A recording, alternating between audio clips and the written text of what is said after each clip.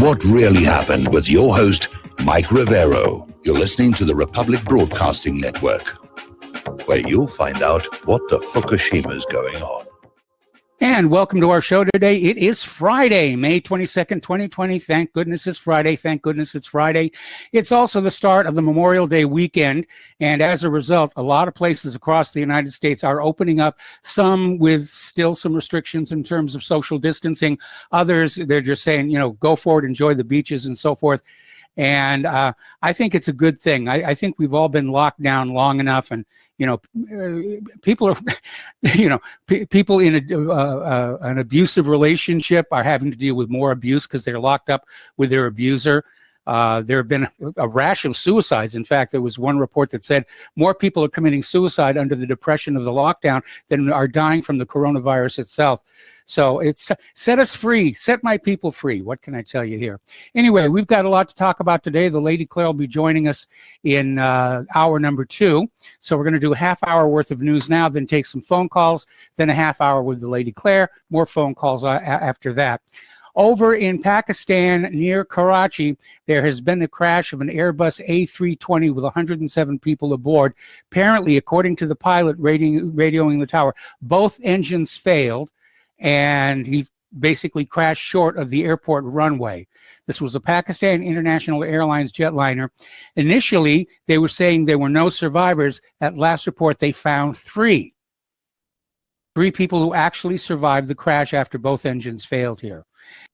Yesterday, there was a shooting at a Texas Navy base. The FBI is saying it's terrorism related, and apparently the shooter didn't get very far, was stopped at the main gate, shot one of the guards there who was now already out of the hospital. The shooter himself was shot and killed, and the FBI is saying there is a second suspect at large that they're looking for here. Okay? So they're saying it's terrorism related. And I'm hearing a lot in the news. All of a sudden, Al-Qaeda is back. Oh, my goodness. Pensacola was Al-Qaeda. This is probably Al-Qaeda. Al-Qaeda's coming back. It sort of reminds me of the months leading up to 9/11, where we were getting Osama bin Laden and Al-Qaeda every single day. There was something new that Al-Qaeda had done. Al-Qaeda's tearing the tags off of seat cushions. Al-Qaeda has overdue library books. Al-Qaeda is warming planet Earth. Sounds less like news and more like a sales pitch. Anyway, New York's Governor Cuomo is blaming the CDC and Trump for the thousands of nursing home deaths in his state.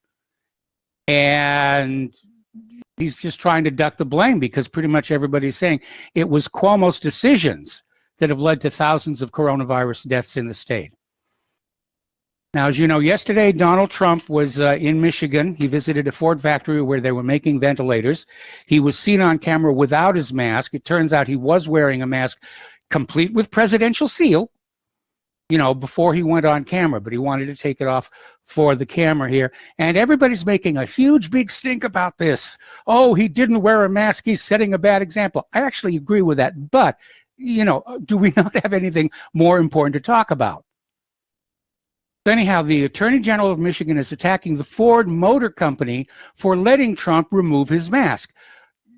He is the president, it's kind of hard to tell him to do anything if you think about it. So anyway, this is a story I mentioned it before from stationgossip.com. A California trauma doctor claims more people have tried to kill themselves in the past 4 weeks of the lockdown than in a normal year, and says deaths by suicide have far outstripped the coronavirus toll. This is according to medical professionals at John Muir Medical Center in Walnut Creek, California, and they have revealed their experiences in the hospital's trauma center after mental health took a nosedive amid the lockdown. Well, yeah, people are getting cabin fever. They want to get out. We have an instinct to, merge with nature, to be with other people, to socialize. We're social animals.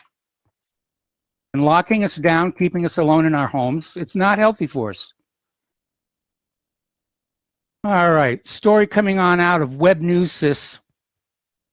Many U.S. states have seen lower infection rates after ending the lockdowns that are now destroying millions of livelihoods worldwide. This is according to a study done by J.P. Morgan that suggests lockdown measures have not only resulted in economic devastation, but have resulted in more COVID-19 deaths. Now, strict stay-at-home orders put in place in most states to stop the spread 2 months ago has so far seen nearly 39 million Americans lose their jobs. There are now more than 1.6 million infections in the U.S. and over 95,000 deaths. The J.P. Morgan report says that restarting the U.S. economy may not lead to a second surge in infections that health experts have feared. The report says infection rates have been falling since the lockdown measures were lifted in part of the country. Alabama, Wisconsin, and Colorado are among those who saw infection rates drop after the lockdown measures were lifted. And what they're talking about here is the R-naught. Okay, there's something puzzling going on with these food plants, these meat processing plants. Apparently, there's a Tyson food plant in North Carolina that went through a deep clean, and after it reopened, almost 600 workers tested positive for coronavirus. Now, we don't see that happening to like the big box stores, the Walmarts, the Costcos, and so forth and so on, but it does seem to hit these food processing plants. And you have to wonder, why the selectivity? What's going on here? You know, in both the food plants and the stores, you know, you've got food, you've got produce out there in the open, stuff that viruses might decide they want to try and live on. Not that they're alive, of course. But it just seems kind of weird that so many of these meat processing plants and food processing plants have been hit by this. It almost feels like industrial sabotage. Anyway, this is a chicken processing plant in North Carolina. And the company confirmed that 570 of its 2,244 full-time and contract employees have been infected in the Wilkesboro plant. All right, down in Mississippi, the First Pentecostal Church of Holly Springs was suing government officials over the lockdown after police ordered church members to disperse on Easter Sunday. The church has now burned down in what authorities are saying is an arson attack. Somebody set fire to the church there. And apparently up in New Jersey, the gym that opened against government shutdown orders was flooded with sewage. Somebody went in and backed up the toilet with paper towels, even though the facility has no paper towels of its own, and the state shuts down the business as being a health hazard. Really getting downright vicious, if not to mention silly, with all of this stuff here. Trump flatly has ruled out another lockdown if America gets hit by a second wave of coronavirus in the winter. He says we're not going to close the country again. Now, this is sort of in a very twisted way, a funny story. We were talking about this vaccine being developed by Oxford. And they basically had 6 monkeys that they were testing it on. And all 6 of the monkeys that were used in the vaccine trial went on to catch coronavirus, meaning the vaccine doesn't work. And so they're trying to defend the work they're doing by saying, well, it can prevent pneumonia. And it may not work against COVID-19, but it can prevent pneumonia. Well, COVID-19 is kind of what we're dealing with right now. So when you hear about the Oxford vaccine, they're trying to save face on it. But the fact is that all 6 of the monkeys that were injected with this experimental Oxford vaccine came down with COVID-19. All 6, 100%. All righty. Trump has announced 3 days of mourning for the victims of coronavirus, flags on federal buildings and national monuments to be lowered to half staff.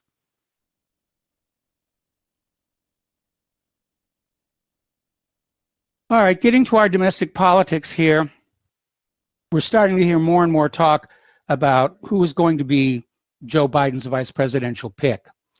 And they're starting to talk about Stacey Abrams. Going to be Biden-Abrams 2020. Now, this is the same Stacey Abrams who lashed out at the white voting base and laments illegal aliens are no longer able to elect anyone who represents them. Well, they're not supposed to have representation. They're not citizens. They're illegal aliens. What part of the word illegal do you not understand, Stacy? They're not supposed to get representation. They're not supposed to be here at all. If they want to vote in elections, to vote for representatives who will represent them to the government, go back where they came from, where they are citizens, and that government is supposed to work for them. Don't come up here, walk across the border illegally, and then start demanding, we want to vote for a government that's going to give more to the illegal immigrants, because that's exactly what they're going to do.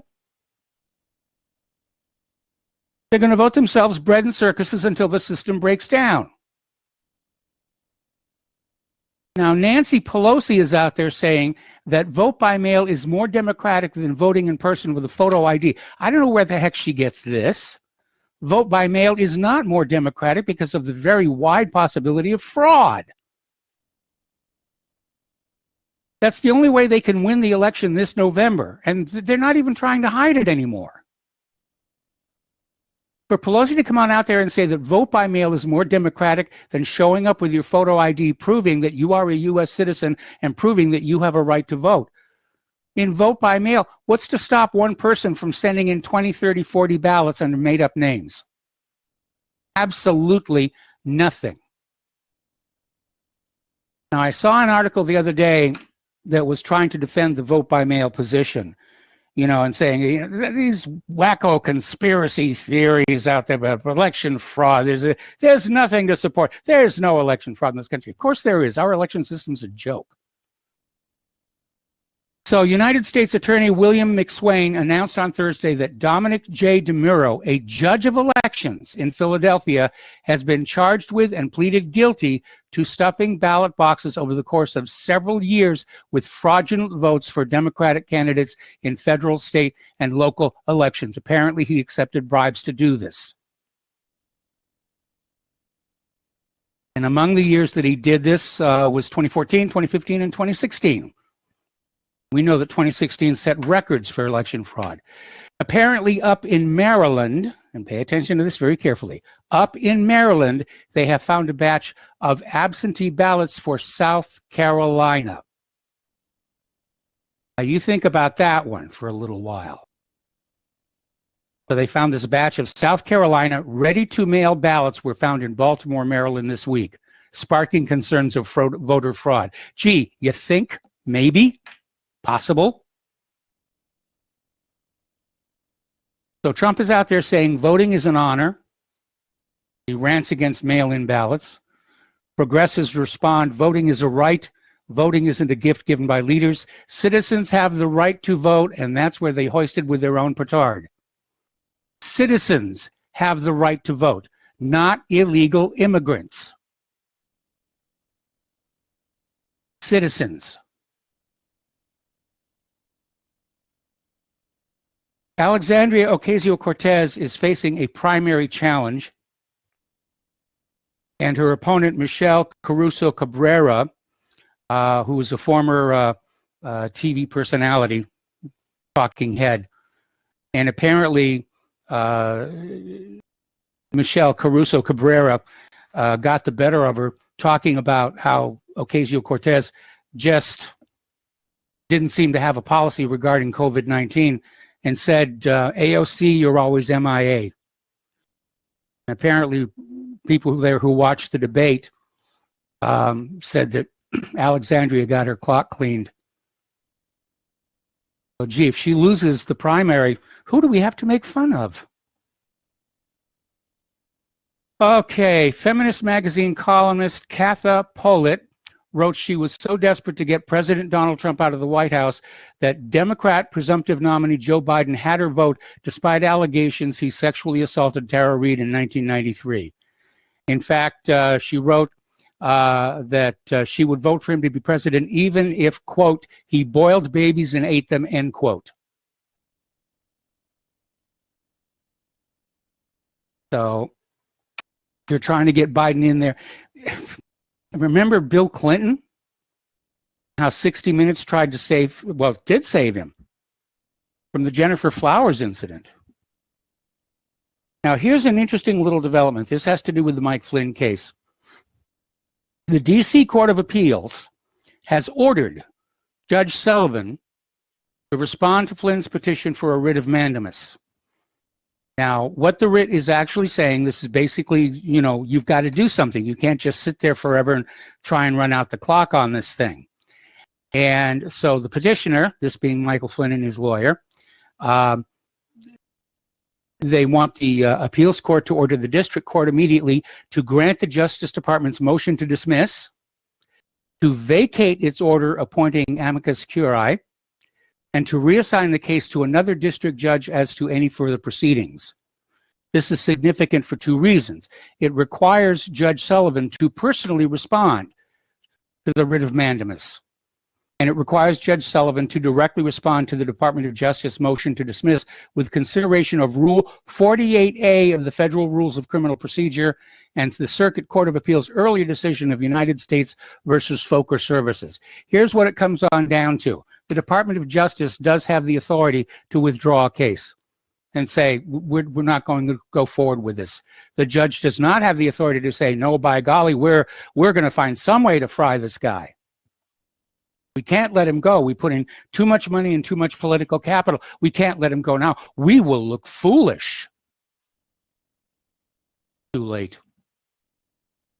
Senator Ted Cruz blasted GQ magazine yesterday afternoon after it published a correction to an article titled, "The Anti-Abortion Movement Was Always Built on Lies," that referred to George Wallace, the notorious segregationist and former governor of Alabama, as a Republican. Sorry, GQ, George Wallace was a Democrat. If you go back and you take a look at those Southern plantation owners, they tended to be Democrats as well. You've heard the cliche, the Southern Democrat. Speaking of which, Republicans just ousted Democrats in a Virginia city that voted for Obama twice. Democrats took full control of Virginia less than a year ago, but their hold on the state isn't lasting. They angered millions of people with their attempts at gun control a few months ago, and they are now pushing strict shutdown policies. Voters are not happy, and the voters are voting their anger. Former U.S. Attorney Joe DiGenova was on the Howie Carr radio show this week, and he provided more information on what's going on with the John Durham investigation, saying that Obama may not be indicted individually, but he and Biden may be included in an indictment as people who were either used or participated in a criminal conspiracy. I'd like to see something happen to these people after what they did to Flynn. Anyway. Getting into the international news, armed Israeli settlers set Palestinian farmlands on fire near Tulkarem. Several armed Israeli colonists set fire to farmlands. They burned olive trees and set fire to tens of fruitful trees with the Israeli occupation army soldiers present, providing protection for the assailants. Israeli colonists attacked Palestinian cars near Nablus. And Israel fires on Gaza fissures 100 times amid the pandemic. They don't let up. They really don't. Over in North Korea, analysts are watching Kim Jong-un and basically saying he's kept a very low public profile so far this month. And he once went 3 weeks without state media reporting his attendance at a public event. So something is going on over there. Now, Dennis Rodman, who counts Kim Jong-un among his friends, is out there saying there's one clue that would indicate something is very wrong, and that is if Kim Jong-un's sister starts getting more FaceTime on TV.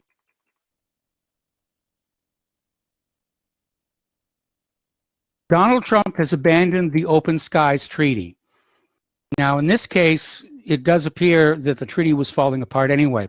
The Open Skies Treaty means that anybody can fly surveillance, unarmed surveillance flights over anybody else's country in order to verify compliance with arms control.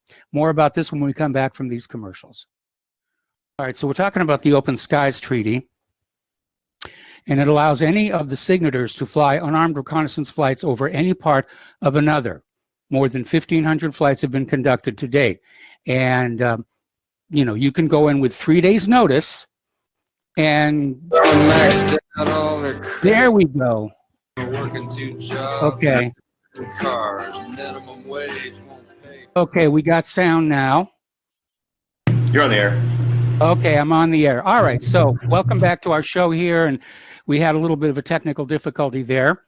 So Donald Trump has abandoned the Open Skies Treaty, and to recap for those who weren't getting this part of the broadcast, this was a treaty signed in 1992 among 34 countries, each of which can fly unarmed reconnaissance flights over part of any other with 3 days' notice.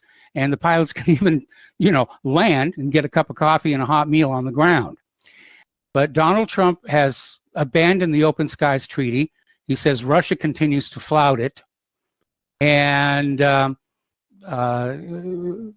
21st, Mike Pompeo said the United States would pull out of the accord, giving the requisite 6 months' notice. Now, John Bolton is saying the news is another great moment in arms control history. Others view it as a calamity that makes the world more dangerous. I'm in that latter camp here. All right, we're going to go ahead and open the phone lines here for the second half of this hour. So Russia's newest radar can track more than 1,000 fast-moving and hypersonic weapons. It is now for sale to foreign buyers. And Russia once claimed gold in the race for hypersonic dominance after rolling out a range of ultra-fast projectiles. Now it's offering unique radar protection against weapons of the same kind, even if they come in huge numbers. So having offensive weapons, for example, hypersonic missiles, could be a game changer, but it's equally crucial to have something that shields you from those designed or deployed by an adversary. So the missing component is an interceptor.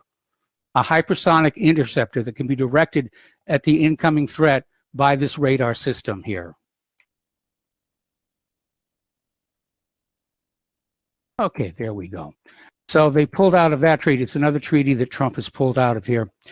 Okay, America's billionaires got $484 billion richer during the pandemic, with the top 5 seeing a combined $76 billion added to their personal wealth. That's a lot of money here. Okay, the corporate media is out there promoting this fund manager's warning that the government may make gold illegal for citizens to own. This has happened once before under the Roosevelt administration.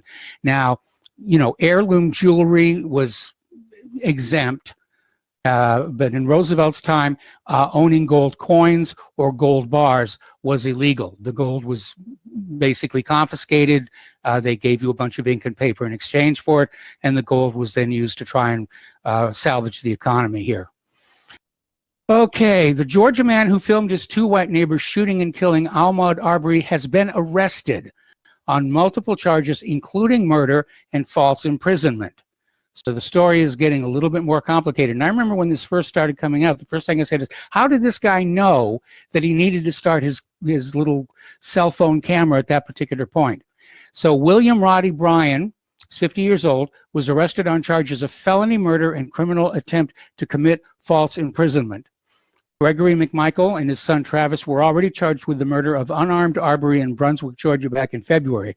Bryan, a neighbor of the McMichaels, watched and took footage of the attack.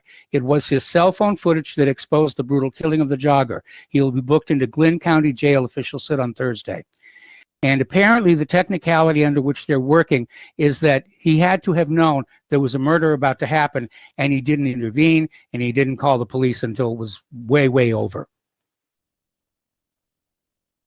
But apparently his lawyer is already out there trying to make a deal for him to be the star witness. Okay, we're going to take a break commercial. The phone lines are open. Call on in and have some fun. Welcome back to our show here, and the phone lines are open, 800-313-9443. And we're going to go to Bobby in Florida. Hello, Bobby. Welcome to the show. What's on your mind? How you doing, Mike? When Trump got on television and he says he's going to send mobile units around to do stuff to us, he declared war on us pretty much. I don't have any respect for the guy. Really never have. I don't see what people, and he's not a genius, for crying out loud. I don't know why people say that, because the things that come out of his mouth, and he goes on radio stations and says he would have sex with his own daughter, and does it on television, and I don't understand. I don't know. I just, but I think it's funny because that's not going to go down. People are not going to have people showing up at their house swabbing them. There's, we still got guns, and that's not going to happen. I think it's kind of funny. And like I told you before, the movie The Ants, everybody needs to watch it because it's a documentary. There's more of us. We've got to start thinking that way. I saw a pregnant girl at Walmart the other day, young girl. Could have been my daughter. She was crying. She had a mask on. She's sitting out there. It's hot. She's pregnant, for crying out loud. I wanted to just go tell someone, let her work inside. She goes, I hate this thing. I have to wear it. I thought she was going to cry. It's just, I don't know. It's like the world's crazy. It gets crazier and crazier. I'm worried about these monkeys shutting the power off, too. I'm thinking that. I've thought about having a well drilled in my house, a piece of property, and like a hand pump, and I could help the neighbors out. And I've got neighbors from Indiana, by the way, and they are very good people. I tell you, I have to plug people from Indiana. If you're working in your yard, they come over. I've had them for 30 years. They come over and help you. You go help them. Great people. I don't know. That's about all I've got to say. I put it out there. I had that on my chest, and I don't know, Mike. I'm stuck in there for you. I'm going to tell you something. I went through a divorce the last few years just from turning off the television, not watching it anymore. And bros before hoes, man, because, you are part of all that. I'm not blaming you, but my wife could not stand your show or me listening to it. I'd have to have my headphones on. But good riddance. She's gone. 18 years of that. But all right, man, I'll let you go. Just thought I'd throw that out there. Okay, well, thanks an awful lot for the phone call, and we're going to let you go, and the phone lines are open right now, and probably everybody's already taken off early for the Memorial Day weekend here, but let's see if we can get some more calls going in here. Flaming kittens, I'm in favor of them. So, there's laughing in the other room here. All right, let's talk about the world of computers here, and this has been a terrible day for computer stuff to come on down here. Locally. You probably have already seen this where there are these emails coming in that are offering to buy your product, or they're offering to sell something related to coronavirus, and they always have an Excel macro worksheet attached to them. Do not click that open, because apparently this is part of a single massive phishing campaign, and these Excel macros are being used maliciously to hack PCs, and the whole idea is to trick you into opening these malicious Excel 4.0 macros. And apparently the campaign themed around COVID-19 started on May 12th, and so far used several hundreds of unique attachments. So it's really out there. Be very, very careful here. Hackers are now targeting developers of online games in an effort to profit off in-game currency and infect players with malware. Now, the hacks affected unnamed developers in South Korea and Taiwan. Compromises allowed hackers to sneak malware into game executables. It also gave them access to servers and the ability to manipulate in-game currency. And we're going to go back to the phones to Doug in Malaysia. Hello, Doug. Welcome to the show. What's on your mind? Hi, Mike. It's been a while. Yes, it has. Yeah, I'm just reporting in a little here. The attitude locally is quite different. They're more, I guess, on the dusting side of things. Everybody's trying to be pretty disciplined. A woman was on the front page for coming up to this northeast part of the peninsula to have her baby, and didn't realize she had the COVID, and she had all kinds of contacts, but nobody else seems to have caught it. So it's kind of, well, that's good. You think somebody start being a little more skeptical by now. I told Ken, or is it Mike? I'm calling about China. I think it's really getting blown out of proportion. And again, it looks like they're trying to suck Taiwan into a kind of a three-way. Yes. And I don't think it's going to happen. I don't think it's going to go anywhere. I really, Well, I certainly hope that you're right. I hope that you're right, but it seems like the United there's States nobody wants picking up on it. seems like the United States wants to pick a major fight either with China, Russia, or Iran, or if you believe Mike Pompeo, all three, including Cuba. And as a distraction from what happened to the economy because of COVID-19, because I just had this article come on in where the CDC is now admitting the lockdown may not have been needed after all, because the coronavirus mortality ratio is similar to the 1957-58 flu pandemic.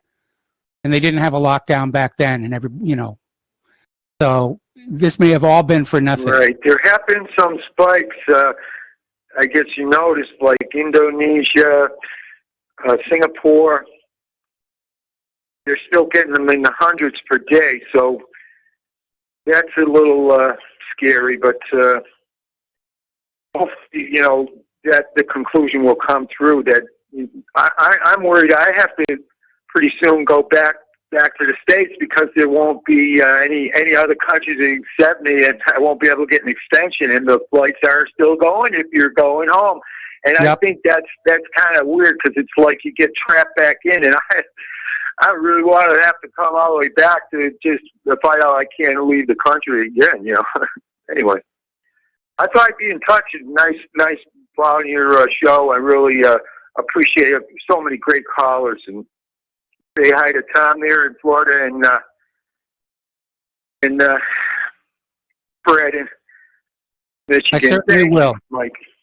Oh, well, thank you very much. Thank you for the phone call. We're going to switch over to Dustin in New Jersey. Hello, Dustin. Welcome to the show. What's on your mind?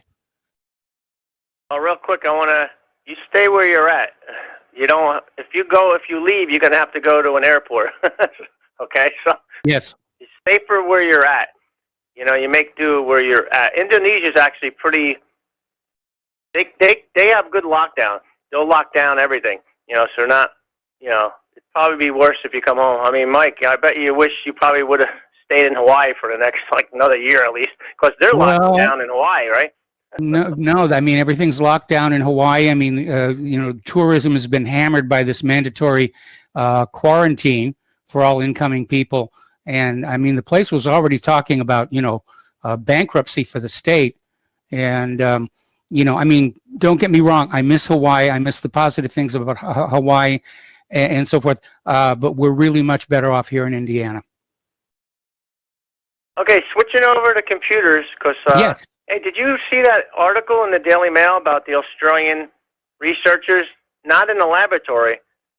They were able to do 44 terabits per second download speed. That's insane. Wow. Yeah, using lasers for each channel. So that's amazing. I mean, obviously that's not anytime soon. By the way, Mike, what's the speed? What's the speed over in Indiana? Because I'm getting 300 down here and 35 up. What? It's actually better here than it was in Hawaii, and I haven't run a speed check lately. What we're supposed to be getting, though, I have to be honest, I haven't done a speed check lately because it's going fast enough where I'm not seeing any problems. When we were in Hawaii, we had problems all the time with bandwidth. But, here it's really very good. There are a couple of competing companies, and some are better than others. We happen to be with one that has a good bandwidth here. I don't have the numbers off the top of my head. I think it's supposed to be somewhere around 200 to 300 megabits per second. Yeah, because that's not counting the connectivity issues we all get sometimes, like you had today, and I get issues once in a while. It doesn't matter how fast your download is. If it's stable, it's stable, But yes. The more, the better, kind of helps. But, hey, Mike, before I get off the phone, I know you're a big flight simulator fan, because so am I. Did you check out the new screenshots for Microsoft Flight Simulator? No, Holy I haven't. Crap, man. Yeah, and it's going to require a pretty beefy computer, but you know what they're doing? With the terrain calculations, it streams from their cloud. So that's kind of a neat new feature. Yeah. Because, you know, the cloud, we've been hearing about the cloud for a long time, right? The cloud this, the cloud that. Yeah. The cloud will be calculating to terrain as you fly. So I don't know if that's better or worse in terms of your CPU usage, but I think that's kind of a neat use if they can make it work, you know. But if you go to dsogaming.com, if you scroll down just to the second thing, there's a whole bunch of screenshots. I mean, it looks real, man. Like, I mean, I was like, holy crap. I mean, you know, in flight simulations, they don't have to be like 100 million frames a second to get a smooth experience. But people, if they've ever played a flight simulator, Microsoft, remember they used to have Space Simulator back in the day. They don't do that anymore. Yeah. I have the floppy. You remember that? The Microsoft Flight Sim on flop 3.5 inch, right? Yes. Back in the day. Pixel City. Hey, don't laugh. I still have my Windows 98 second edition computer running a Pentium 2 450 with 256 megs of RAM with a floppy drive. So. Oh, my goodness. All right, Mike. Have a good show. Hope Lady Claire's doing good. She's doing good. She'll be here in 15 minutes. All right, have a good night. All right, thanks an awful lot. We're going to switch over to Bob in Colorado. Hello, Bob. Welcome to the show. What's on your mind? Hey, Mike. How you doing, man? It's been a while. Yes. Yeah, I wanted to mention that guy that called the caller before Tom. Yeah. I mentioned about his wife leaving. Well, when I moved here from Florida to Colorado, up here in the mountain, I'm 8,000 feet up in the mountain. Yeah. And I'll tell you what, she was from New York City, and I used to go to the Poconos with my dad hunting. My grandfather had a big farm up there. So the country living was always something that I really wanted to do. Yes. And then when I moved here, got away from the TV, and I'd have your show on and Alex Jones. And for the most part, it's RBN when I wake up in the morning and go to bed with RBN. But I do change up a little bit here and there. And she ended up leaving me. She couldn't take it anymore. I can't believe you're listening to all this nonsense. I mean, she just went off, man. Oh, so, man. Like that other guy said, you know what, I'm better off. I mean, I really am. I mean, now I'm at peace. I got the show on now. That's why I'm talking to you. And the other thing I wanted to say about this masks and all this stuff, if this was that serious, Michael, they would have. I'm a retired cop. I don't know if you remember that. Yeah. But you know, if they had shut down everything and said, "Look, this is something really serious. Everybody just stay home for 14 days, and then everything will be okay," because that's what they said at the beginning. So Yes. Everybody's been staying home for 2 months, and it's still not good enough. So what happened to the 14 freaking days? And the people who didn't wear a mask and refused to wear a mask like me, I'm not scared to get the virus. And people with the mask, I've had one run-in where I live, which is amazing, 8,000 people, that the girl said, "It's the law. You have to wear a mask." I said, "It's not a law. It's an order. It's against the Constitution. I have asthma. I can't wear a mask." She said, "Then you cannot come into our store." I said, "Okay, fine." So I left.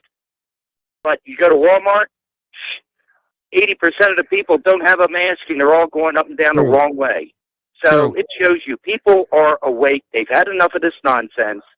And that's what I wanted to call you for, Mike. Thank you, and I'll listen to you off air. Bye-bye. All right, well, thank you. Yeah, we noticed the same thing ourselves at Walmart the other day, and I think people have reached their breaking point. The numbers of sick and dead have never come up to what we were told they were going to be, and of course, the politician's going to say, well, that proves that everything we did worked. No, it doesn't. It proves that you were a bunch of goofballs right from the very, very start here. And I'm tired of wearing masks, and but there are still places where they won't let you in unless you do. When I took Claire for her physical therapy earlier today, they made me sit in the car. That's a new rule. So anyway, let's go back to the phones here to Paul in New Jersey. Paul, I may have to take you through the commercial break. What's on your mind? Hello, Michael.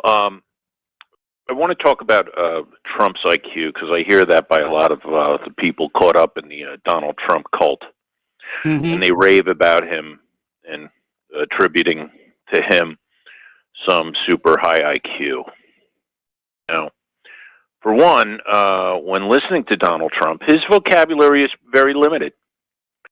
He doesn't have a broad vocabulary, and if you listen to him, he has a frequent repetition of phrases and words. He tends to do that at the end of sentences, where he repeats part of the sentence before that and follows through. So, as an extemporaneous speaker, I don't think he really is showing off that brilliant high IQ of his, if he has one. Well, now he might have a. What? If I may interject here, and I am going to keep you through the commercial break.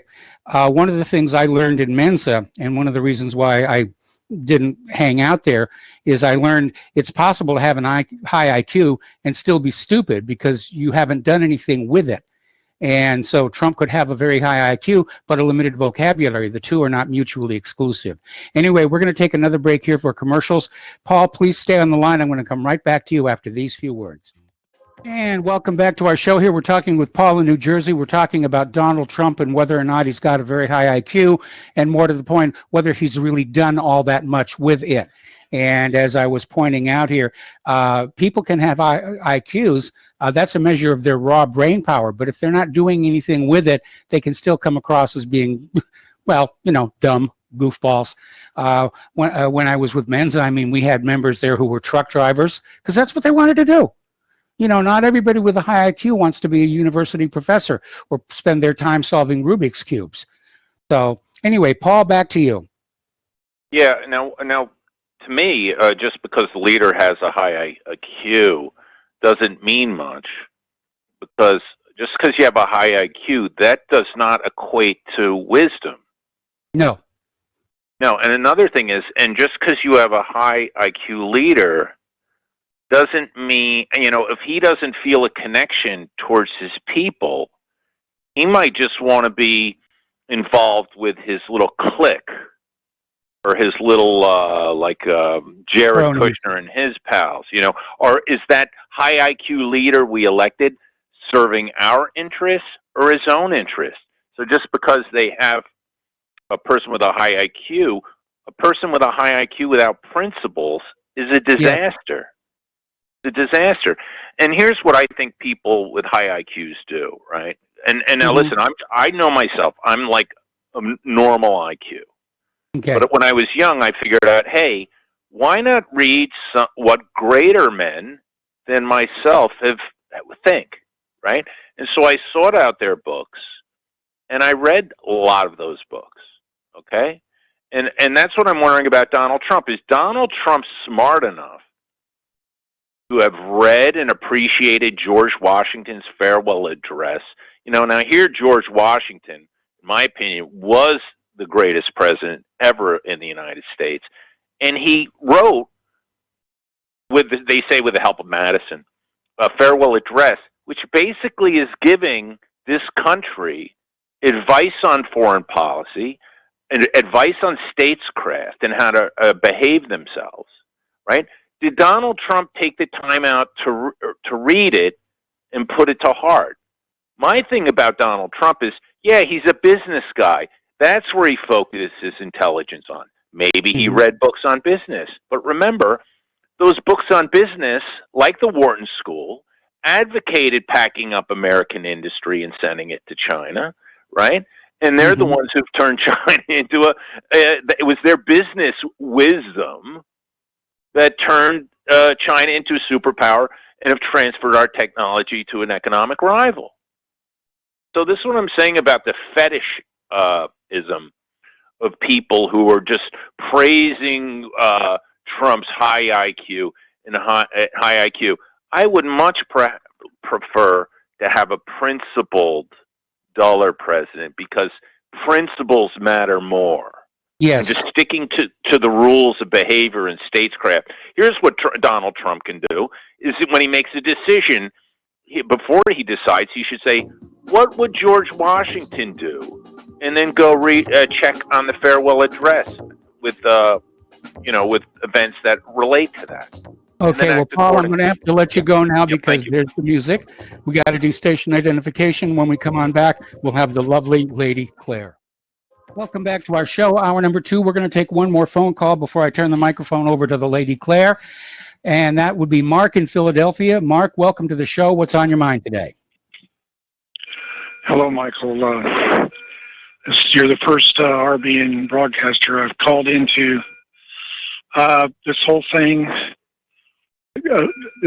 that's happened, when this started happening several months ago, I had a whole lot of questions. And I said, wait a minute, we got a lot of smart people out there in research, a lot of epidemiologists. The CDC's been around for a long time. And there was a whole lot more questions than there were answers, in the way that our leadership was handling the supposed really serious thing just didn't make any sense. Now, I'm a veteran, and I've been in a veteran shelter. There's these third-party entities that say they're here to help veterans. Well, that's a big question, because I think they're in the money-making business, and they sap money, public money, and private donation money to supposedly help veterans.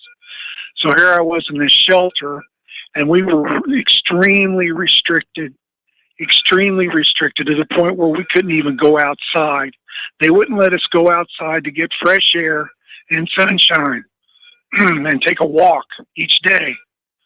So when we followed it, and then eventually, at first they gave us a half an hour a day, and then 2 half hours a day. We got up to 3 hours a day. Now, when we went out to walk, we would walk a short distance because you couldn't go very far. There are very few stores at all in the area. And even before they put on this restriction of having to wear a mask to go into a store, all of us would have a mask. And if we went into a store, we would wear the mask. Then they made it a rule that you had to wear a mask. Anyway, so we go back. We're staying at that shelter, very restricted. And it turns out just a few weeks ago, one of the staff members stopped showing up to work. And we were wondering, where did he go? Then, 2 weeks later, they want to come around and do the COVID test. And we're wondering, well, why is it now they want to do the COVID test? Well, I'll tell you why. Because that staff member had caught COVID and did not report his side effects or whatever, or his symptoms. And he basically ended up bringing it back and contaminating 5 of us, and I being one of them. Now, my symptoms are incredibly severe, basically. And so now I'm in the hospital, and this is like, I'm trying to think of the word for it, that affects the lungs. Respiratory. Yeah. But I'm thinking of, see, now it's left me up, how it affects your, starts with an E. I forgot anyway, I'm telling you, this thing devastated me. It sapped my energy. It caused me to be, if I stood up and tried to walk, I could hardly walk, and I got really dizzy. And so what's it called? Darn it! Your lungs. What's it called? The bronchi, the alveoli. Not a bronchitis. Not bronchitis. The other one. The pneumonia. Pneumonia. That's exactly it. Pneumonia. Okay. And so now they just started me on a regimen of the LGG, which is a immunoglobulin. I'm on my second. I'm on my second intravenous dose of that. Now it seems to have helped a little bit, but it's one day at a time. So here's the thing: whenever this stuff first started coming out, okay, I said, okay, this could be serious, but but based upon how our government was not responding from a proper scientific perspective, it didn't seem to be. It's like a big mystery, and they're treating it haphazardly. So anyway, just letting you know that I did. Here I am, one listener, and I did get it. It is significant. It'll take you to your knees, and I don't like having it, and I'm very upset that the very place, the very shelter that we were at, which is basically it's a veteran shelter, and it's called the Safe Haven. It holds about 50 guys on 2 different floors. And now the guys on the 4th floor, 5 of us tested positive. On the 3rd floor, nobody tested positive. That's because the staff member that caught it was on our floor, and he brought it back to us. So I'm upset with the place. It's called Marquee. I'm upset with them because they did not safeguard our safety, and I'm holding them. We are holding them responsible. They're going to try to act like, oh well, it's just COVID. Anybody could get it. No, we followed strict guidelines, followed everything to the letter, and we're veterans. We know how to follow rules, and these people could give a damn about what happened to us. So now there's another guy. He's a Vietnam vet. I'm not Vietnam, and he's also got severe symptoms. But yet they put these other guys they're in a quarantine. But when they're in quarantine at a downtown Holiday Inn Express, there's no medical oversight. And he's got some serious stuff going on. I'm trying to encourage him to get admitted to a hospital. Now the other 3 guys have no symptoms, so they're okay. But I almost went to that quarantine, and had I would have been feeling really, really sick with no medical oversight, you see, just in a holding pattern, hoping that I guess it would just go away. So anyway, thank you for listening, Michael. And if you have any questions, please ask them, because I'll do my best to answer. Well, I think you've explained your situation quite well, and all I can really say is that I hope you get over this as quickly as possible.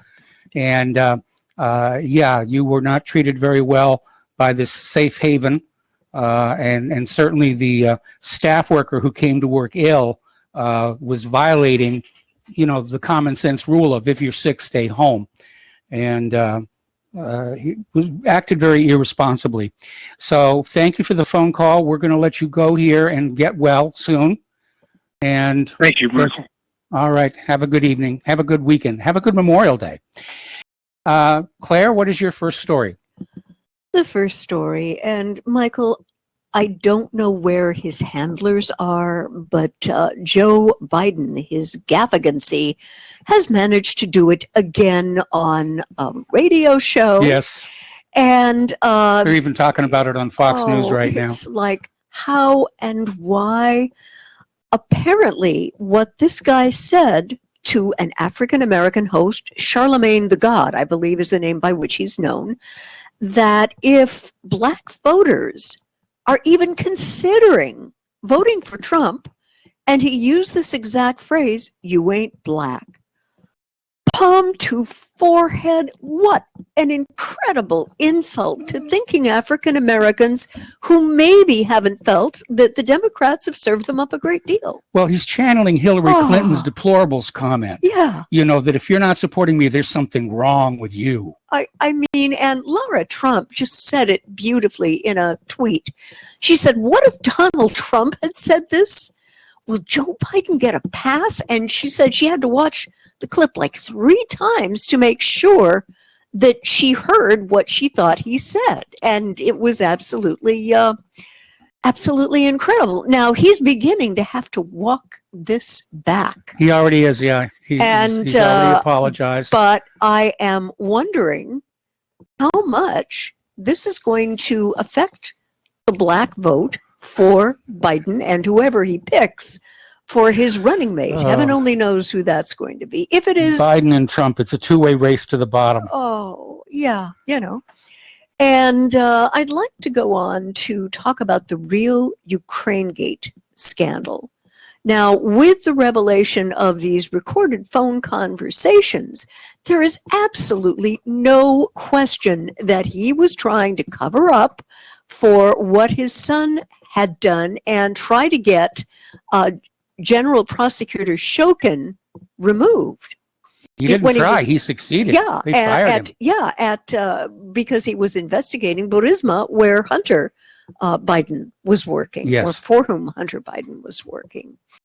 And now the Daily Beast is trying to swing this in a completely different direction. They reported that suspicions are swirling over whether the leak was an inside job in Ukraine or the result of so-called, wait for it, Russian hacking. Insert ominous But chord yeah, here. right. But that's just an attempt to distract from the calls, just like the unproven claims that Russia was responsible for hacking the DNC's email 4 years ago. Now, Mike, the real Ukraine Gate scandal, therefore, wasn't really over the now debunked allegations about Trump in a quid pro quo with the current Ukrainian President Zelensky in an attempt to reopen this investigation for supposed political reasons, but over Biden's attempts to cover up his son's corruption in Ukraine in order not to hurt Vice President Biden's future campaign prospects. Your thoughts? No, that's exactly it. Yeah. And everybody's going to be saying, well, Trump was trying to collude with Zelensky and, go back to the first cause. Yes, they've got the phone calls now. They were tapped and they were leaked. Biden basically offered to grease the rails for a $1 billion IMF loan to Ukraine if Shokin would be fired. Yeah. And Poroshenko said, he's gone. Yeah, it's done. And what's interesting to me, and by the way, this comes from Global Research, both the last and this article, the real Russian Gate scandal's essence wasn't about Russia allegedly helping Trump, but about dear Hillary Rodham Clinton trading the U.S.'s strategic uranium deposits for Clinton Foundation kickbacks. Hello. Isn't it amazing how there is so much there and yet everybody stays away? Yeah. Corporate media won't go anywhere near that. No. It's, it's like they used to describe about the Vince Foster murder. That's the third rail. You don't dare touch that. Kryptonite. I know. I've touched that kryptonite, as have you, dear. We're still standing, by the way. Actually, we're sitting in Indiana. Yes, in Indiana. And apparently, Secretary of State Pompeo has issued a statement regarding China's new national security law, which will effectively criminalize all forms of political dissent in Hong Kong. And in it, he unequivocally insisted that the U.S. would stand with Hong Kong and oppose Beijing's decision to unilaterally and arbitrarily crack down on Hong Kong's freedoms, which were supposedly enshrined in the one country, two systems deals with the Brits back in the 80s. Mike, what is this guy going to do? He can't do anything. Pompeo can do nothing. He really can't. First of all, we don't have the number of people in uniform that China does. No. We have to find a way to transport them all the way across the Pacific. Yeah. Establish a beachhead. Mm-hmm. Okay. It can't be done. Mm-hmm. All they can do is go on in with the bombs, which seems to be all they're able to do these days. Yeah. And apparently China has clapped back on this. And what they are saying now in one of a very prestigious Chinese publication, the new national security bill is a death knell for U.S. influence in Hong Kong. And apparently, as Trump's top diplomat, rapture-ready Pompeo, that scares me. I'm sorry. The man is very intelligent, but maybe putting him somewhere else besides the Secretary of State might have been a better move for Trump. Because this has become an object of intense anger by the Chinese Communist Party and the Chinese press. Now, if you take a look through the Global Times editor Hu Jin's Twitter feed, this reveals many rebuttals to hawkish comments made about China by the Secretary of State. And apparently today was no different. who is described as an English language mouthpiece for the CCP, I love that, tweeted that the new security bill targeting Hong Kong is a death knell for the city-state's U.S. influence in the territory. And he also branded Pompeo with a new name, Lying Pompeo. Well, I prefer Pompous Pompeo. yeah, I do too. Yeah. Yeah. Okay. And there is another thing that we need to take a look at with regard to China. Now, this bill looks like it's going to be passed by the Chinese legislature on one of the last days of their meeting, which I believe is going to be on the 28th of this month. Yes. It looks like a sure deal it's going to pass. But one of the things that we haven't heard from the Chinese Communist Party is any kind of financial projection. And Mike, do you know how long it's been since the Chinese government hasn't done that? 30 years. That's a long time. That's a very long time. That's a very long time. And they didn't set a growth for economic target. And the writer Tyler Durden, which is a collection from the UK, Zero Hedge, and again, if you have not checked out this particular website, I suggest you do. And Durden is suspecting that the Chinese Central Committee doesn't want to reveal anything that hints at just how bad the economic reality is in China. Michael, your thoughts on that? I think you're absolutely right here. You know, China's economy has taken a major hit. First of all, from the United States not buying the imports the way we used to because we're out of money. Yeah. And it's one of the downside of globalism. You know, if China sneezes, we catch the cold, and vice versa. Yeah, yeah. And there is another thought, which is that a trade war with the U.S. could turn into a hot war. And the way Pompeo is kind of grinding at the Chinese, he's not trying to make the situation better. No. Yeah, yeah. And apparently, this economic warfare, because of the damage and instability it will create across the West, the Communist Party knows it's in serious trouble with their people. They can't keep them happy, make them rich, and so they don't really care who's in power. And the compact is looking wobbly. That's the way the article is making it sound. It's going to be a massive test for China, and the chances of collateral damage are as huge as its responses will impact global trade, destabilize overseas entanglements, and lead to conflicts in international organizations where China and the U.S. are facing off against each other. Yes. Yeah.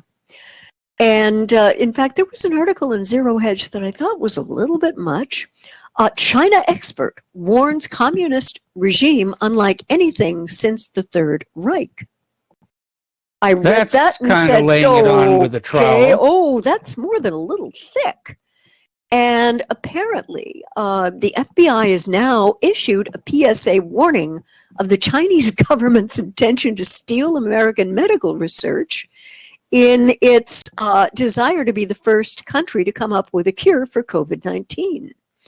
And a statement is made here. What we've seen in the U.S. is political correctness gone wild in connection with coronavirus, where any criticism of China is deemed to be xenophobic or creating racism against Chinese Americans. That's wrong. You've got to remember that the Chinese regime is deeply racist with its Han nationalist ideology. And then he goes on to compare it with that of the Third Reich. Mike, your thoughts on this? I think that it's very unfair. I mean, let's face it, racism is a reality around the world and throughout history. Yeah. But I don't see that China is any more racist than, for example, that comment that he just made, which is also racist. Yes. In fact, apparently legislation is being introduced into Congress to declare the Wuhan virus a racist comment. Yeah. Okay, we got to take a break for commercials, and we'll be right back with the lovely lady Claire. Welcome back to our show here, and a reminder that Republic Broadcasting is in the middle of a fundraising drive. And as you saw earlier in today's broadcast, you know, we're running right on the edge in terms of equipment. The reason for the silence earlier today is our audio mixer went down, and our hardworking tech crew, Mike, got it back up and running again as quickly as he could here. So we really do need your help. We're not making this up. We do need your help to keep doing what we're doing here. The postal address where you can send a check, money order, or if you prefer anonymity cash is Republic Broadcasting Network, 2251 Double Creek Drive, number 302, Round Rock, Texas, 78664. The phone number where you can make a credit or debit card donation is 800-724-2719, extension 3. And of course, donations to whatreallyhappened.com can be made on the main page. So, Claire, take it away. Well, we haven't been hearing a lot about this, Mike, but apparently Hamas chief vows major armed resistance if Trump's deal of the century gets implemented. Now, it's barely made a blip on the against the flood of international coronavirus headlines, but this is huge, and this brings the world, unfortunately, nearer to an explosion of violence not seen since the Second Intifada, which ended in 2005. Now, earlier this week, the Palestinian Authority's President Mahmoud Abbas announced that all prior agreements with the U.S. and Israel are now null and void, including any and all prior security agreements with the State of Israel, such as the historic Oslo Accords, and most alarmingly, all local security arrangements and any ground-level cooperation. Now, days following on Thursday, Hamas issued its own dramatic warning, vowing to confront the Zionist American plot to annex major parts of the occupied West Bank, especially Jordan Valley, with armed resistance. Now, Mike, the question I have to ask is, why does Netanyahu believe that this is the only time he's going to be able to do that? Do you think that he thinks that Trump is not going to be reelected in... That could be part of it. Yeah. It could be also the fact that the world is distracted with coronavirus and not paying attention to what's happening in Palestine. Yeah. And it may be that, this was something that Netanyahu campaigned on. Yeah. And if he keeps this promise here, he may try a power play against Benny Gantz. Yes. At the time when Benny Gantz is supposed to take over the prime ministership. Mm-hmm. And, Netanyahu may be thinking, well, maybe we can keep Benny in his place.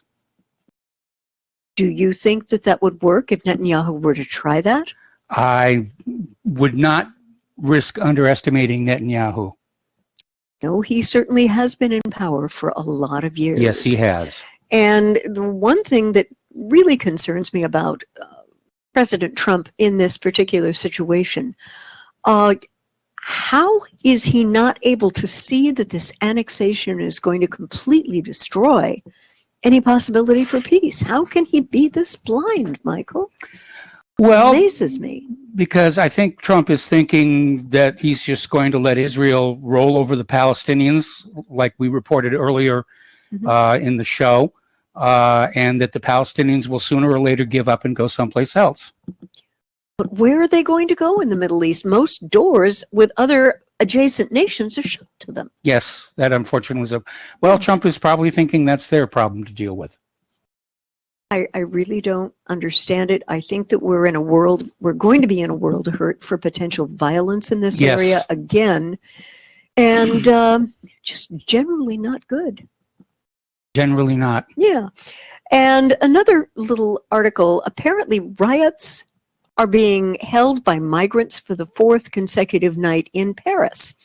Now, this was a kid who did something really stupid. He was a motorcyclist, and what he wound up doing, 18-year-old Sabri Choubi, and he was killed after ramming into a pole while not wearing a helmet on the northern outskirts of Paris on Saturday. Now, there was no real police involvement, but migrants of the Paris suburb in Argenteuil blamed them anyway and engaged in violent unrest every night since.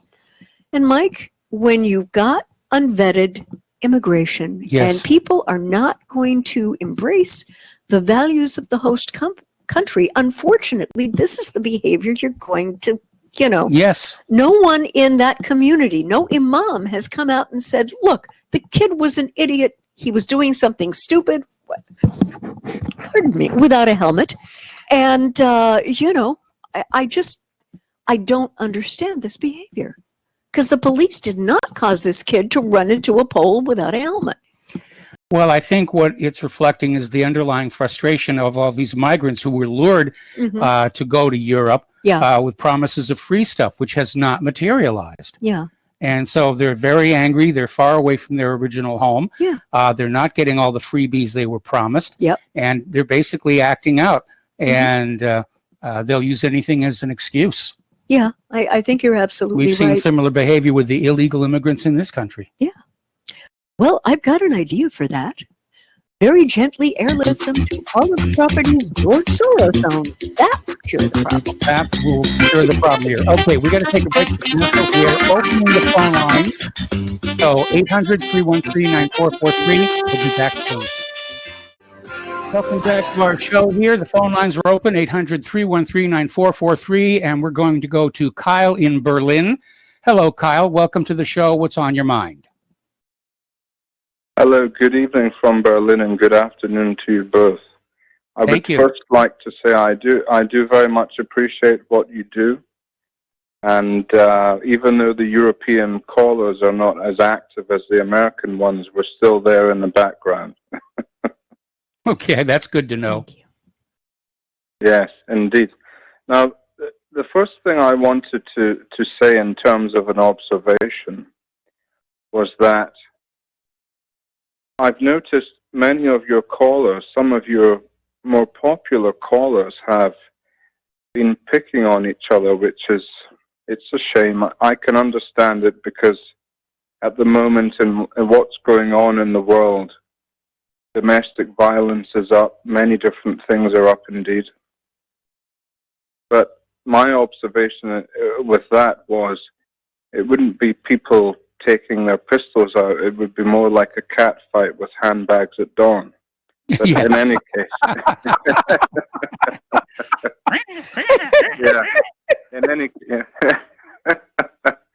well, at least we've all still got our sense of humor. In any case, I work primarily in the investment field, but now it's more transition to the medical supplies with the PPE stuff and all that kind of thing. And the reason I'm calling in is I wanted to make you both aware to a new development, and I'm not going to say the particular company because I'm under a non-circumvention disclosure agreement. Yes. But there is basically a new mask that has been developed, which is a 3-ply basic mask coated with titanium dioxide, which will kill 99.9% of bacteria, viruses, and fungi. And the reason I wanted to call in to you both, Mike and Claire, today, and to the wider audience, is to put that out in the space to say there is something out there that has been developed, and if we don't hear more about it, it's a real cause for concern. What do you think about that?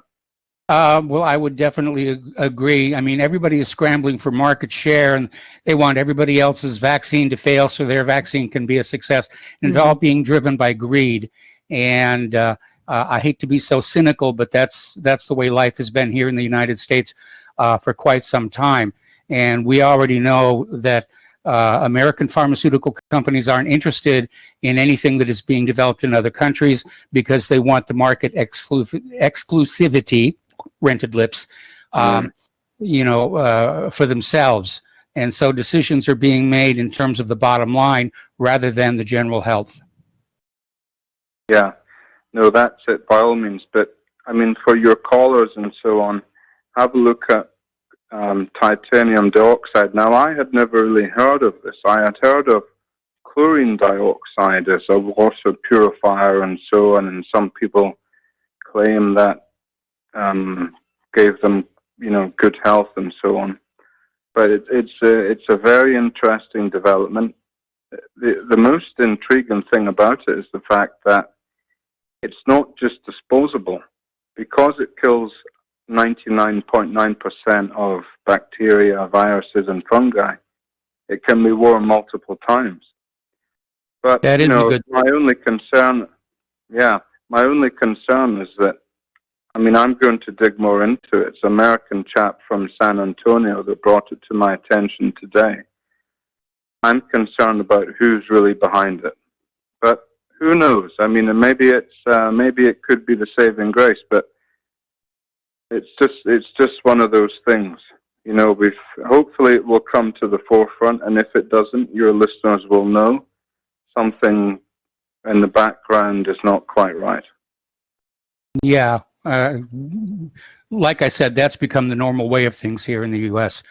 So, Kyle, thank you very much for the information. The only thing I know about titanium dioxide is it's used as a pigment. It's a white pigment in paints.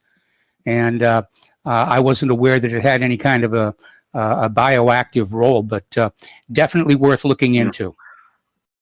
Oh, one last thing I just wanted to mention to you.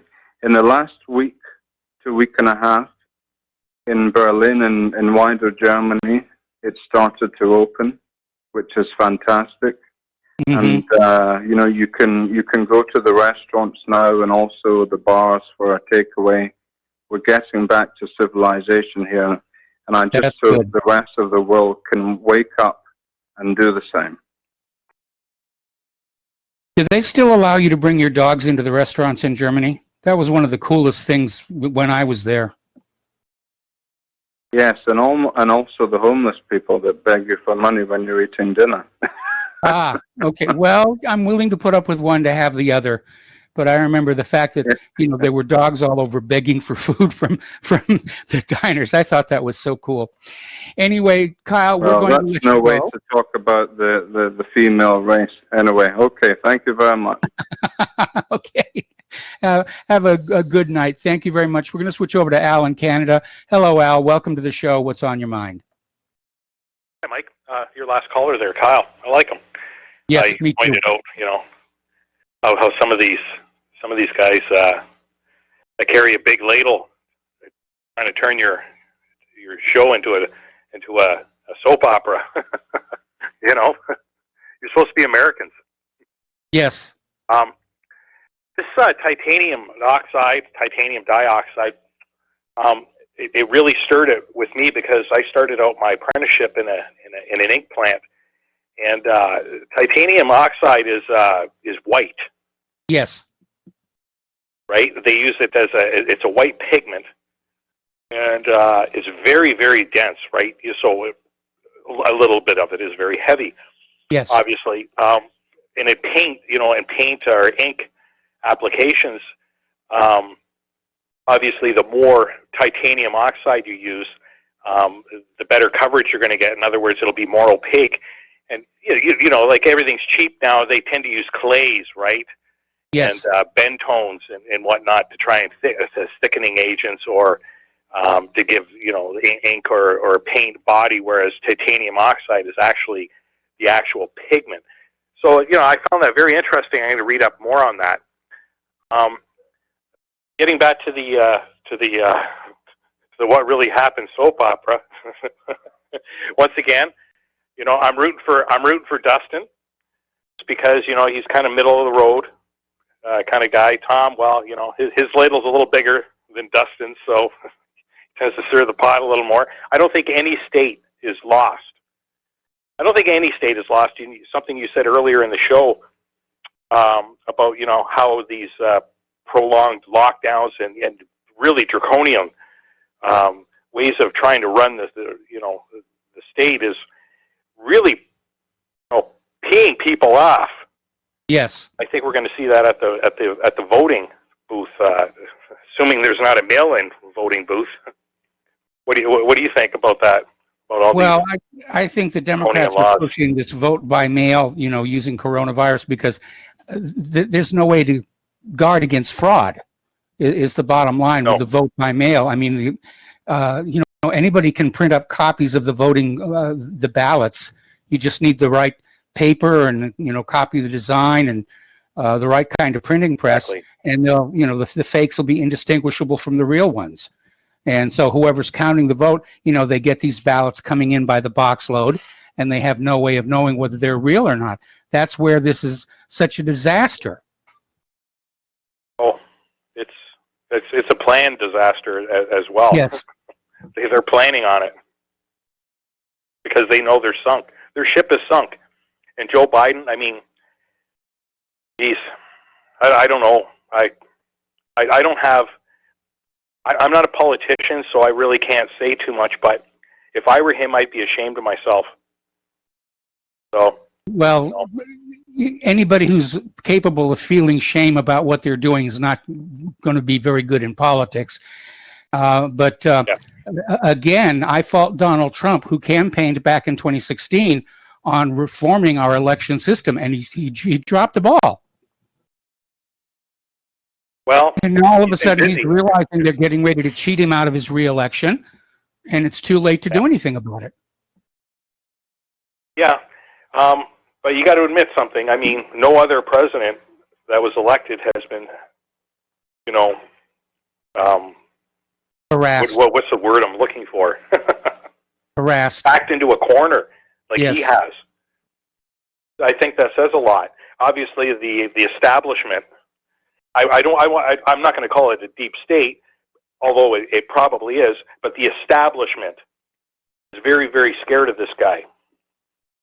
Well, So they ought to be, and that's all the more reason to vote for him.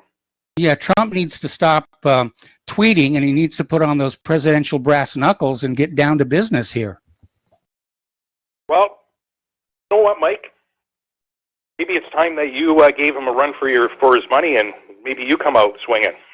I think a lot of people would vote for you. I thought about relaunching my campaign this year, and I just had too much other stuff going on here. But you know, You'd make you a wait. good president, Mike. Thank you very much. I appreciate that. The problem is, I won't lie to the American people. I did inhale both times, and I really enjoyed I hear you. it. I really enjoyed it. All right, thanks an awful lot, Lady Claire. Bye-bye. We're going to let you go and switch over to Keith in D.C. Hello, Keith. Welcome to the show. What's on your mind? Hey, Mike. How you doing? This is Keith Pitts. I'm a president and CEO of a religious nonprofit, and I've been listening to you for a long time. I just came across your website where it shows that you're under pressure by the DOS, and I just wanted to call and encourage you to keep going. Yes. We all love you, and you're just amazing.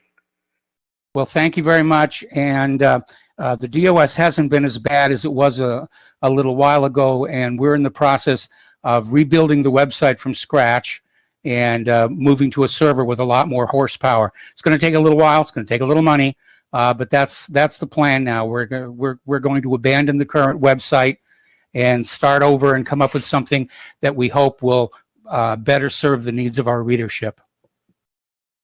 Well, that's great, and you know, we've all been with you, and you're a fighter. You even when you went through sickness, you're just an amazing person, and I'm so glad that I inspired to be like you because I went through a similar situation where an officer stole money from me, where he hacked my home computer in 2001.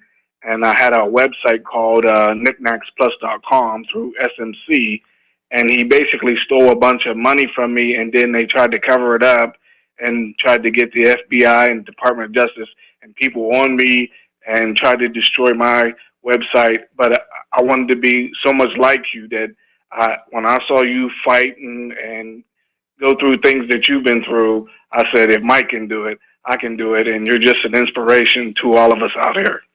Well, thank you very much for those kind words, and you know, I blush, and yeah, thank you very much.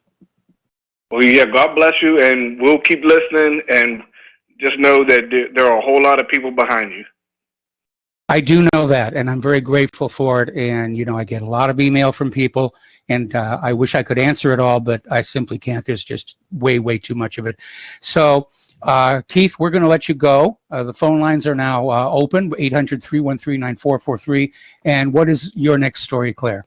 Well, the next thing that I looked at today, again coming from Zero Hedge, apparently there is concern about infected U.S. troops and re-emerging ISIS dueling in a disinfo war in Syria. Now, this has taken kind of a bizarre turn, Mike. Now, after the coronavirus pandemic gripped the globe, the information war in Syria and the broader Middle East took on a rather strange tone. Now, starting late last month, the Kremlin publicly charged that the Pentagon was keeping mum on a large-scale COVID-19 outbreak among the some 1,000 to 2,000 American troops stationed in northeast Syria.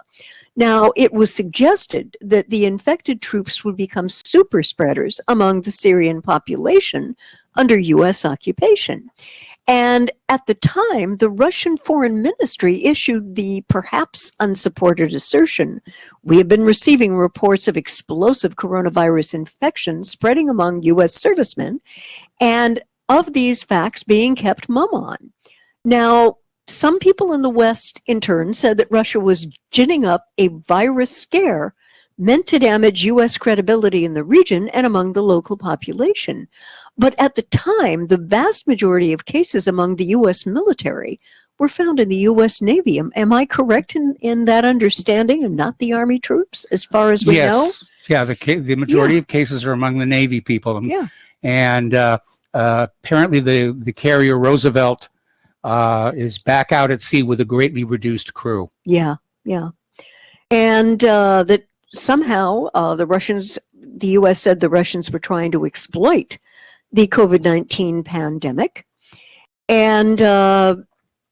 And the statement was made, "Russian disinformation claims that the U.S. states or Western powers are the origin of the virus, while still instilling uncertainty about international response."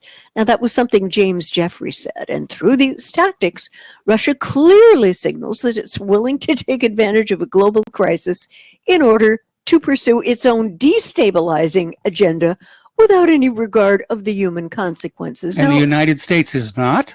You know, Come it's on. like, I probably have heard more hubristic people in the Trump administration, but Mike, it's been a while since I've heard that much hubris. Russia is in Syria at the behest of the Syrian government. That's true. Bashar al-Assad, and Putin have been trying to work this thing together and not allow his country to get destabilized. You know, I don't think that this man, the head of Syria, is anywhere close to the villain he is painted in the West. No, of course not. He is just trying to maintain the sovereignty of the state of Syria. Yeah. And Russia is trying to help him. And, we are there. Well, that's destabilizing American interests in Syria. We are there not. Got to take a break here. Okay. Welcome back to our show. Last segment of our program today on this Memorial Day weekend here. We're going to take another phone call. Lenny in California. Lenny, welcome to the show. What's on your mind? Yes, thank you for having me. I want to speak to President Trump's so-called IQ.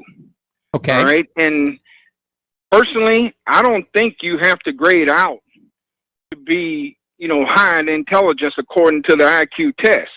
Okay. Or like you were saying, your vocabulary doesn't equal your intellectual intelligence.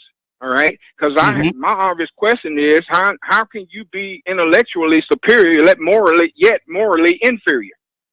Okay, the two don't go hand in hand. I won't break this to you, but researchers have discovered that on average, the criminal class has a higher IQ than the rest of the population. No, they just have less morals. That's all. That's true. That's all. But going back to, let me just, I want to give Trump a thumbs up on what I call a brilliant move. When the press wasn't expecting it, and then he announced that he was taking the hydroxychloroquine or whatever. They never saw that one coming. Okay? That was a smart move. Now, that was a brilliant move. And then now Boris Johnson over in England is saying he's trying. Now, Amy Klobuchar, I don't know if you know this, but she finally admitted that when her husband was taken to the hospitals spitting up blood from what was thought to be the coronavirus, she just admitted that her husband took the hydroxychloroquine. Yes, I saw that. Okay, so what are the Democrats going to say about that? But, And when they do, when you have the likes of Nancy Pelosi saying, or what's his name? I forget his name. Cavuto. This could kill you, and or whatever. I would love to see Trump retort with this. I would love to see him retort with the old feminist spiritual. My body, my choice. My body, my choice. Thank God Almighty. My body, my choice. Yes. No, I would agree with that. When they talk about abortion, it's always between a woman and her doctor. But with this hydroxychloroquine, it's between the patient, the doctor, the Congress, the news media, and every Democrat who's out there. Yeah. Now, hydroxychloroquine has been used as a treatment for malaria for years and years and years, and it hasn't killed off a bunch of people. Exactly. It's done nothing but help people as far as I know. But see, they can't stand it when someone like Trump gets the ups on them. They can't take it. All right. Nope. Now, since I'm on, I want to speak to Joe Biden. And what he said. But, You got 1 minute. Okay. Tom had a good point yesterday when he called in. I think it was yesterday he called in, and he was talking about how the blacks, and I call them just a handkerchief head sellouts. Okay, who would just take anything? Do you remember when Schumer was about to speak and Kamala Harris is standing behind him and he shushes her like a little girl? She actually, her body shivers. Okay? Mm-hmm. You got to go. I'll get to this point next week. I'll call back in.